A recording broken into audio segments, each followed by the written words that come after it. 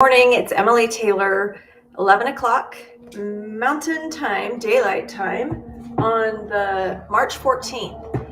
I am today going to be talking about the Ukrainian sunflower, and I welcome your questions. I will only be on for about 30 minutes, so we won't finish I'll show you how I get started. I want to talk mostly about fabric selection, but as you have questions or comments, I think somebody asked me in a previous video if I would put the chat on the screen next to me. So hopefully, let's see here. Everybody can see the chat because somebody said they like being able to read the comments or questions from other people. So if that's okay, I'm going to do that. If you have questions, put them in the chat. Okay, so let's get started. We have the finished sunflower here, the download that's been pieced together here, and this is the original tracing that I used, and we'll talk about that in just a minute, but let's go ahead and get started. But first of all, I do want to announce that this has been a really successful campaign, and I'm super, super excited and grateful for your contributions. To date, we have raised over $10,000 that's going to be delivered in charitable donations to LDS charities. And the reason that I've chosen LDS charities is because they also will contribute 100% of the money that is given to them to the people who need it. So I'm donating 100% of the purchase price. That money is going to LDS charities, who will then distribute 100% of your donation. And I want you to know that LDS Charities was on the ground prior to the Russian invasion as things started heating up. And they are providing beds, sleeping bags, cots.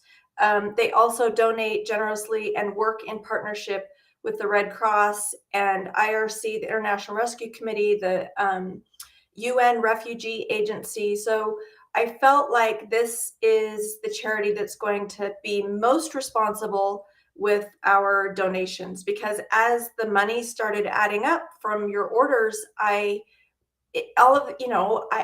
like, oh my gosh, this is a lot of money, and I want to make sure that this is getting to the people who need it. And I feel really strongly that this is the appropriate place for it.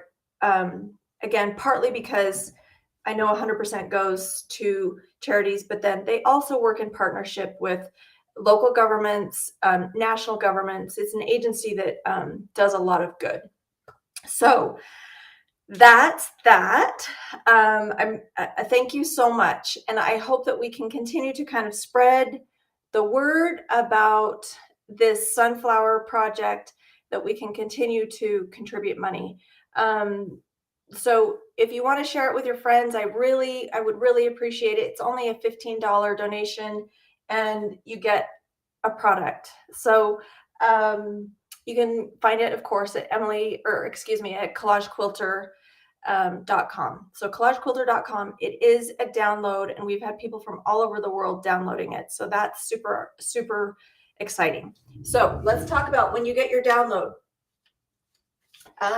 You'll notice that the download comes on 4 sheets. I like to trim it right up to the edge so that we can see, how this is going to be pieced together. So after you trim the pages off, then tape them, and then this is your template, right? All of the instructions are also included in the download. But here are a few little tips that might not be in I can't remember. I think I mentioned them, but just to kind of give you some more explanation about the way I did this. If you watch me, you might remember that a few weeks ago I was like, it's a pretty complex little design. I want to simplify it, and so I just simplified it in my own tracing. So all I did was trace the main design elements out. So we've got the center, the leaves, and that's it. Everything else is, I can look at the design and I can know that up here, I'm going to be putting pieces that are darker, darker pieces. In fact, when I counted the shades of yellow up there, I come up with 4 shades of yellow. So the reason I didn't trace that all out is I don't want to be, I don't want to be constricted by placing those pieces where the drawing is. I need that as a reference, but I find that it's easier to cut the pieces the way I want and just kind of place them on the design. So here is my fabric. I should mention that the majority of this fabric is in the yellow fabric bundle that is available on collagequilter.com. So the yellow fabric bundle has all of these fabrics and more, probably. I don't have a count here, but most of these are from the fabric bundle. And then if you'd like, pull in additional pieces. I always do that because I love to have a lot of variety in my projects, and I think that's what makes them look so interesting. So after if you're using the bundle, great. The bundles have 18 pieces in them that range from light to dark and warm to cool. And once you have a bundle of fabric, you can take your bundle. They're in eighth of a yard strips, right? So an eighth of a yard. Now mine are a little bit bigger just because I cut them off. I wanted to have some fabric before this is an eighth of a yard. So it's 4.5 inches by the width of fabric, and it's super simple. Just cut a piece off and then prepare it with the light Steam-A-Seam 2. Now, one of the questions is, do I have to use light Steam-A-Seam 2? Are there other fusible products that I can use? For my method, which is the parchment pressing method, and that's what this pattern is. This is a parchment pressing pattern. You must use light Steam-A-Seam 2 and parchment paper, okay? I don't know if you can use others, you can try it, but this is the way I do it. So I have my fabric all prepared. So all of these pieces have the Steam-A-Seam on the back, and they have the paper on it. So the next thing is, if I have 4 shades of yellow, I'm just going to quickly sort into the 4 shades. So I like to start with the darkest and set that out. So there's the darkest, and then we've got the lightest shades, really easy. And then we'll create 2 more shades. And if you don't do 2 more, that's okay. Some of these you'll notice are very orange compared to some of the other yellows. And so those can kind of be their own. So those would read as a little bit darker. And I can put those in let's say the 3rd category. And then the lighter ones are going to go together. And you can kind of fudge it, but just kind of keep in mind that on the outside edges, you need to have your darkest. When I'm saying outside, I'm saying these dark areas here to kind of provide shadow for the yellow. And then this, obviously, these are kind of the highlight. This is where the sun is catching the sunflower down here. So beyond that, you can kind of just have fun with your fabric and kind of just paint and play with it. The key is to have a wide assortment, to have darks all the way to lights. And it doesn't matter if you group them into 3 sets or 4 sets, or you just have a spectrum. Just keep that in mind, that it's important to have a good variety of fabric with a good spectrum of Okay, so I've had many questions about the background fabric. Isn't this gorgeous? I love it. This is in my blue bundle, but of course you only get an eighth of a yard in the blue bundle. But I do love this fabric so much, and I felt like this just made the perfect background. So I'm going to tell you what this is. If you want to find, what you'll need is a fat quarter of this. And it is, and maybe I have enough that I can sell some fat quarters. I probably should do that. So maybe we'll take this out of the blue bundle, cut up some fat quarters, and make it available on the website. If you want that, just let me know, would you? If you want to try and find it yourself on Etsy or something, or another shop, this is called Secret Stash.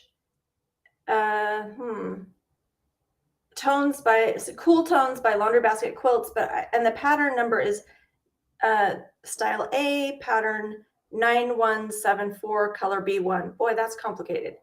I'll post this in the chat. Okay. So anyway, that's the fabric. It is from Andover, from Laundry Basket Quilts. I don't know what they call the color. Every fabric manufacturer does it a little bit differently. So anyway, maybe I'll cut those up for you. Okay, so before I move on, I'm going to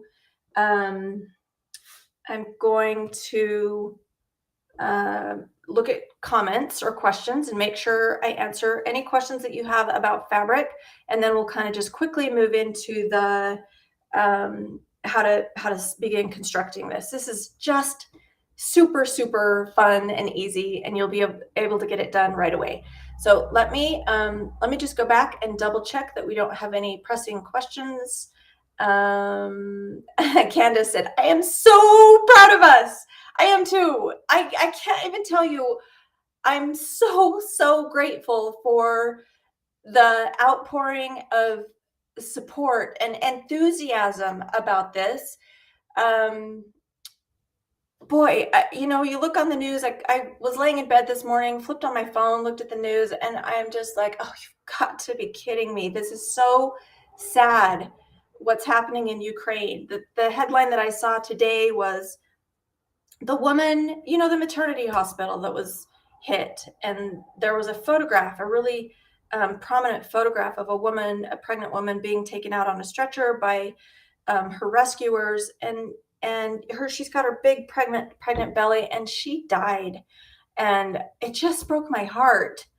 And but it reminded me that I also want to share with you that LDS Charities also provides lots of funding for maternity care. So it makes me feel good knowing that we are really donating to a good cause. So thank you so much.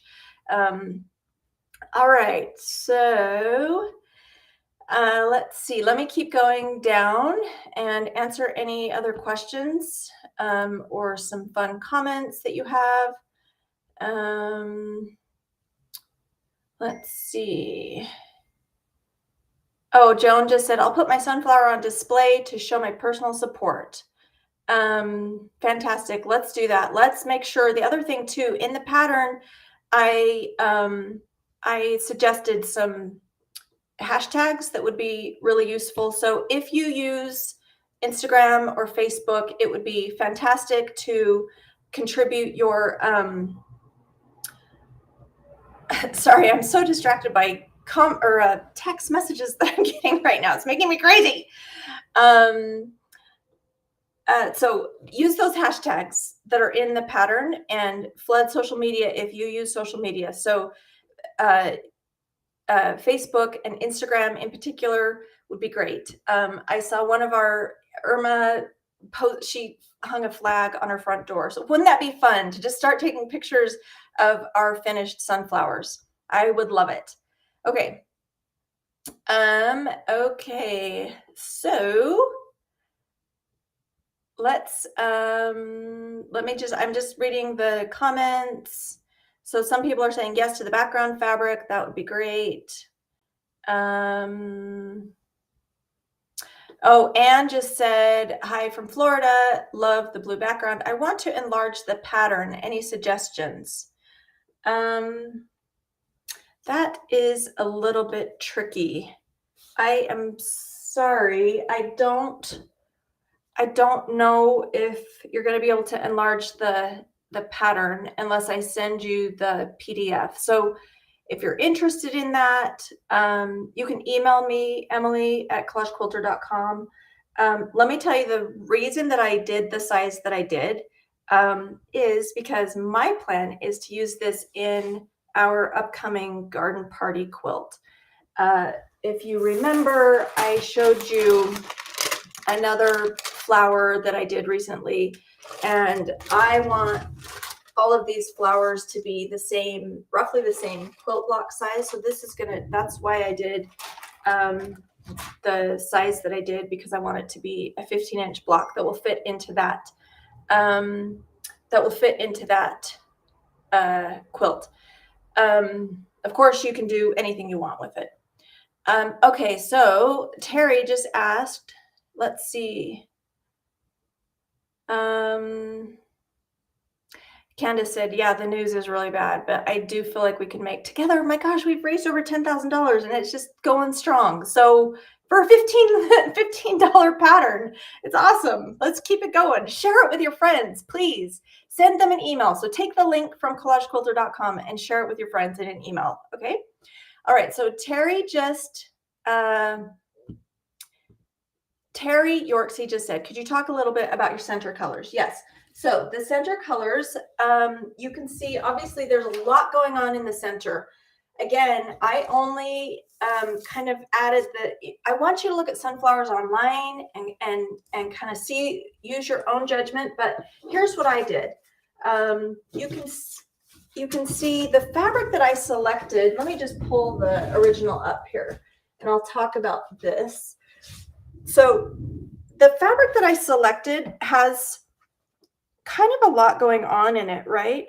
And I wanted it to look like sunflower, the center of sunflowers has dots, right? Like it's got all of the little sunflower seeds. So I wanted to I selected fabric that would mimic that somewhat. So we've got kind of these light green ones and that brown one.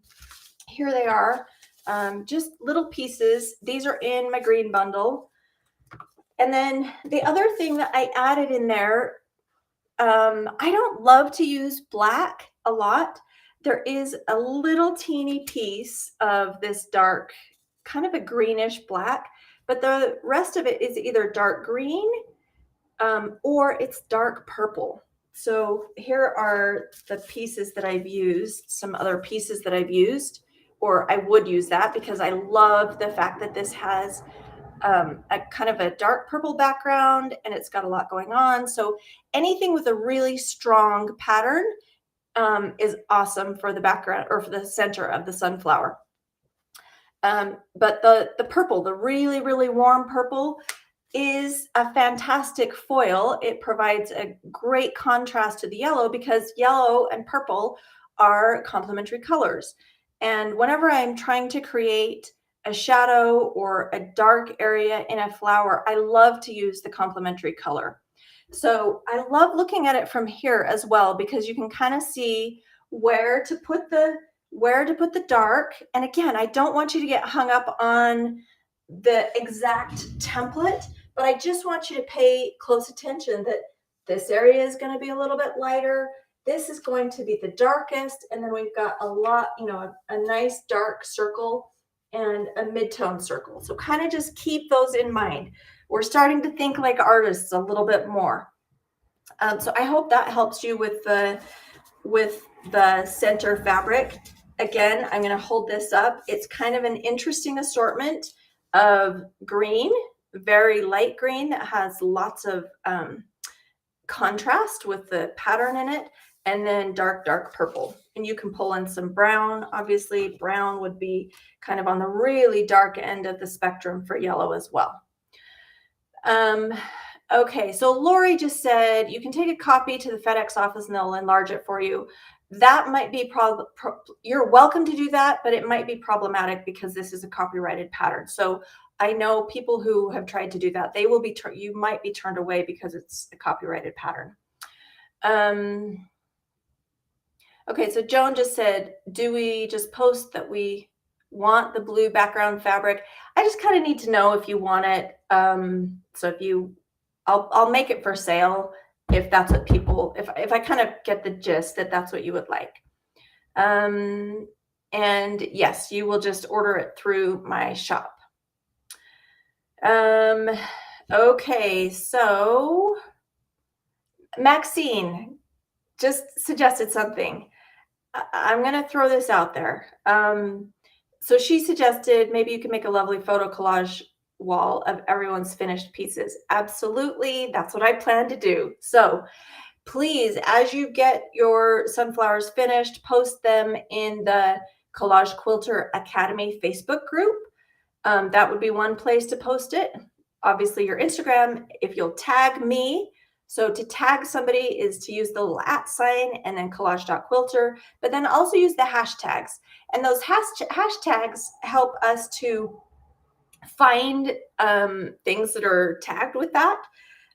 So that would be great if you would tag me and use the hashtags that I've put in the pattern on Instagram and on Facebook, so we can really try and take advantage of social media for this. Okay. Oh, Donna just mentioned that you can enlarge the patterns in your printer settings. So change the percentage. Give that a try if you want to enlarge it. Okay, now let me just quickly get on to how to get started with this. So let me hang this back up here. Obviously, if you want to dive deeper into the process of making a parchment pattern, the method that I use, you can see my videos, my paid videos there. You can access through collagequilter.com. But this will be just a quick rundown. So after I've selected my fabric and I've got it kind of sorted, the thing that I'm going to do then is just dig in and start cutting. So, for example, this is in the fabric bundle. I'm going to just make my first cut, and it's going to go, up here in that area. So I'm going to kind of go like this, shape it just a little bit, take a pin, scratch the paper off, peel that off. Sometimes when I scratch, it will pull some threads, so I'll just trim those. Now the first couple of pieces are not going to stick really well to the parchment paper, and this is where it's super helpful to have a wand iron. So this little wand iron is fantastic for parchment pressing patterns. I keep it on a silicone mat so that it doesn't burn my house down. And these are both available on my website as well if you need them. They're inexpensive, but indispensable for this type of project. So I'm going to just take my little wand iron and press it there to ensure this kind of will activate the temporary adhesive so that it really sticks. Remember, parchment paper is the same as baking paper. It is designed to be non-stick. So it's a non-stick surface and it's heat resistant, which makes it perfect for doing a collage like this. So, and then I'll just take my next pieces. I don't have a whole lot of my darks, and I probably need to add some more. So we're going to just kind of move past the dark fabric for a minute.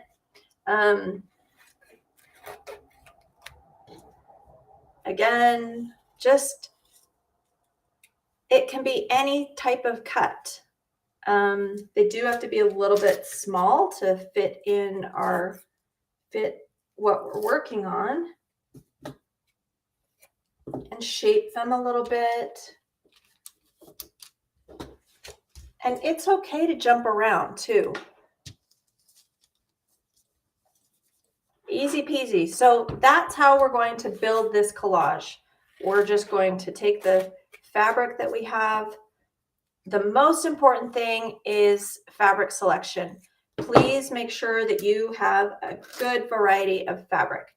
I kind of want to count how many different fabrics I've used in this, because I think, again, that's the key in my mind for creating a beautiful collage, using lots of different fabrics.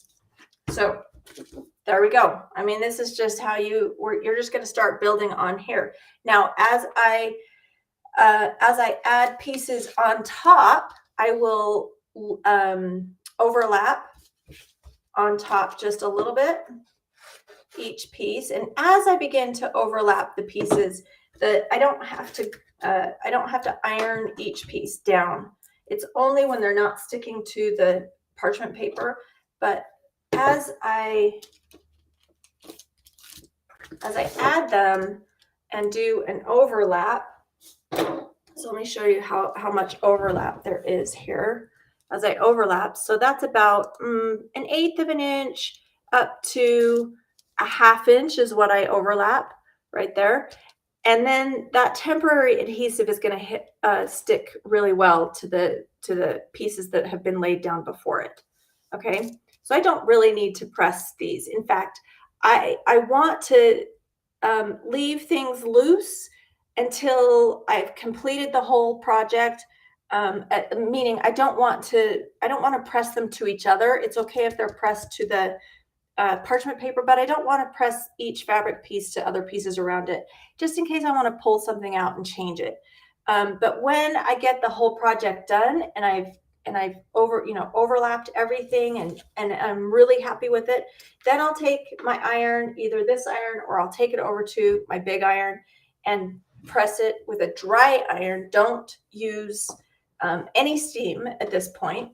You'll just press it down so that it all sticks together. All those pieces will stick together like this. And then I can peel it off and it will come off in one piece, just like a sticker. I love it.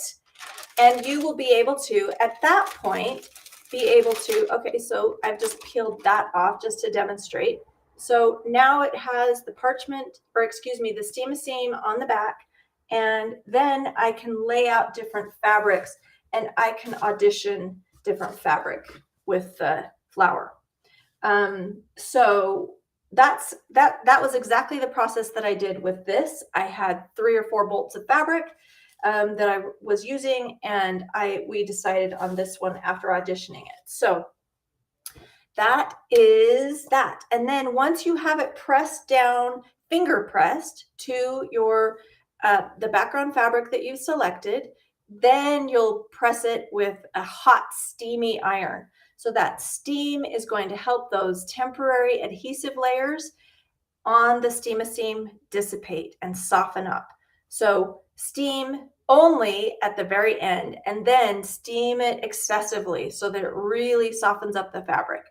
From there, then you can make the project of your choice. So either a flag or a pillow, or as I'm going to do, I'm going to add this to our garden party quilt along in May. So watch for more details about that coming, but you might want to keep it for that. But definitely the most important thing that I want you to do after you get your project finished, take pictures of it, post it, share it with friends, let people know about what we're doing. And hopefully we can continue to raise money for the benefit of the refugees in Ukraine and those who've been impacted negatively by this stupid war.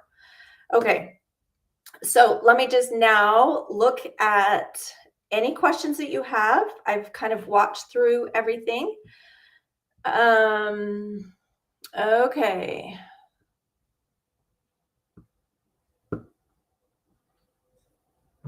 Great to have our friends from Germany here. Thank you. Oh, my daughter. Yes. Are you leaving? Come and give me a hug and say hello to everybody. My daughter she's been on spring break up here at home, and it's been lovely to have her here, but she's going back down to college. There she is. This is my Caroline. Oh, isn't she the best? I love her. Bye. Love you. Text me when you get there. Okay. Love you. Love you. See you later. Have a great day. Work hard in school. Okay, so let me answer your questions. So we have some people interested in purchasing this as background fabric. That's great. So the parchment paper that I'm using, I had it out. I have used multiple different types of parchment paper, and the kind that I like is just the Reynolds parchment paper that you buy at the grocery store. So Reynolds is the name brand. And I highly recommend using that. Don't use the cheap off-brand if you can help it. It's not as non-stick as the Reynolds parchment paper. So that's what I would recommend. So Donna just asked, how is the parchment paper so stiff? I don't know. This is the Reynolds parchment paper. That's that. I don't know why it's so stiff. Okay, let's see. So Jane just asked, are you laying the parchment paper over the drawing, or do you trace it onto the parchment paper? So the way I did this was after I have printed this out and taped it together, then I take a piece of parchment paper that's the appropriate size and I simply trace it out. And you can choose to leave the background, leave the template behind it. I prefer to pull this away. So this is traced in pencil, and then I like to reference the black and white. So that's how I do it, and I recommend that. Let's keep going here. So Jane, I hope that answers your question. Donna just said, Julie, what is she putting the parchment paper on? Oh, okay. I'm sorry that I neglected this. So this little work surface is super, super handy for small projects like this. And it's cheap to make yourself. So this is foam core. It's a 1/4 inch foam core, and you can get it at craft stores or hobby stores in the framing department mostly. So 1/4 inch foam core, and then I've just taken some felt and I've taped the felt to this. So the foam core allows me to prick pins in it, as you've seen, and it also kind of provides a tacky surface for the project, holds it in place, or fabric. And the felt protects the foam core from the heat of the iron. So this is a super, super easy, inexpensive way to create a work surface. And I have the same work surface, just a larger piece of foam core sitting on my drafting table that's been covered with felt. So I recommend doing that. It's easy to do. Okay, let's see. Let's see here. Oh, I'm sorry about that. So for those of us watching on Facebook, we see 2 identical columns of chat and smaller on your screen. I apologize. Let's try and fix that right now. Let's not do the chat overlay. There. Okay, so hopefully that's a little bit better. So you can see me better. All right, one more time. I'm going to walk through this really quick. The most important thing in this process is fabric selection. Use a really, really wide variety of fabric, and you're going to trace the downloaded template onto your parchment paper. I just want to give you a close-up of this so that you can see the variety of fabric that I've used in this project and what the center looks like. And you can also, it's a really good visual to see the fabric cuts. Okay.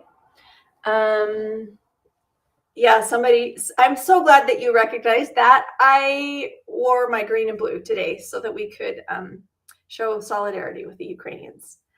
Okay. There we go. So that's that. If you have any questions for me, you can find me. I will continue to monitor this chat in the Collage Quilter Academy Facebook group and on YouTube. So if you have questions or comments or suggestions, please put them in the chat. You can also email me anytime, emily@collagequilter.com. And I hope that you have fun with your project. I look forward to seeing what everybody creates. So please post them and tag me and use the hashtags. Okay. There are a few more questions have come in. Do you have an order to your work? Center out, let's see. Center out or leaves to the center? No, I actually really jump around a lot. So you can kind of see this is a really good demonstration because I do jump around a lot. Sometimes I'll work on the dark and then I want to make sure that I'm getting the values right on the light. So I jump around, but you do it the way you want to do it. So that's that. No order. I do believe I did the yellow. I did the yellow first. Let me see. Maybe I didn't. Can't tell. I think maybe I did the center first, or at least that outside, so that the leaves could lay on top of it, or the petals could lay on top. But the other thing too is if you have a good pair of tweezers like this, the Heidi Prophetic tweezers that are sold on collagequilter.com, it's really helpful to be able to lift and order things, order the layer of overlap if you want to change how things are done. Okay, so thanks again, everybody. I don't see any other questions, but you know how to find me. So I really appreciate it. I will give you more updates on how much we raise. I would love to try and get more and more and more, and I'll give you updates as we move along on this project. Thanks again, everybody, for participating. Prayers going out to the Ukrainian people and to the people in all the countries of Europe who are accepting the refugees that are coming from Ukraine. Let's try and make this world a brighter place. Okay, take care. Kisses and loves. See